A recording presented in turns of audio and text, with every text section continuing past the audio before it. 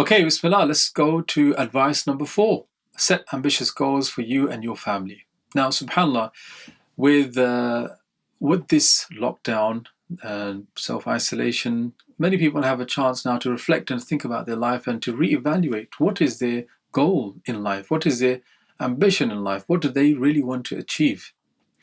Isn't life more than work? And you know what, subhanAllah, that's actually a brilliant thing to think about your goals and your ambitions.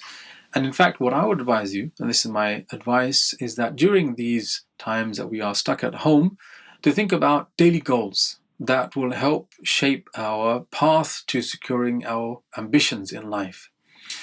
And so we know that the Prophet ﷺ, he would tell us, if you ask Allah for paradise, ask for Al-Firdaus, which is the highest station in paradise. Some of the scholars, they say Al-Firdaus is a place in paradise which is so high that it is directly beneath the Arsh of Allah subhanahu wa ta'ala. If you look up, you can see the bottom of the throne of Allah subhanallah. So in the hadith, the Prophet is telling us, look, don't settle for second best. Don't go for the lowest denominator. Don't just scrape through in life. Rather be ambitious, challenge yourself, and go for the best. Now, it's different for every single person. Every person has their own different potential, different circumstances, different situations, but within your own scope of ability, think about what you can do in terms of goals. I'm going to give you a few, inshallah, and they apply to you and your families. First one is to have a daily Quran goal. And this is made up of 2 parts. The first is a goal to read a certain amount. This is the tilawa aspect. And when I say read, I mean read aloud, so you can hear it. Other people may be able to hear it as well. And you can experience the Quran through your ears as well as your eyes.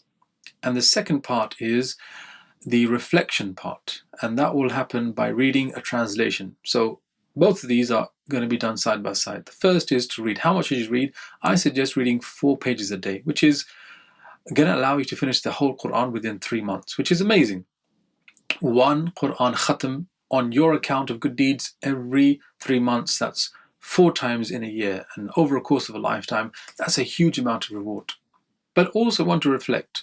So I would suggest to select 5 or 10 verses from the portion that you recited and read a translation and reflect over it.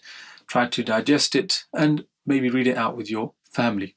In fact, what would be great is to sit the family down, one person recites, the other person gives a translation, and then you kind of have a little discussion and think about what it means. So this is the first practical tip, Quran goal. The second is a goal about reading or self-learning.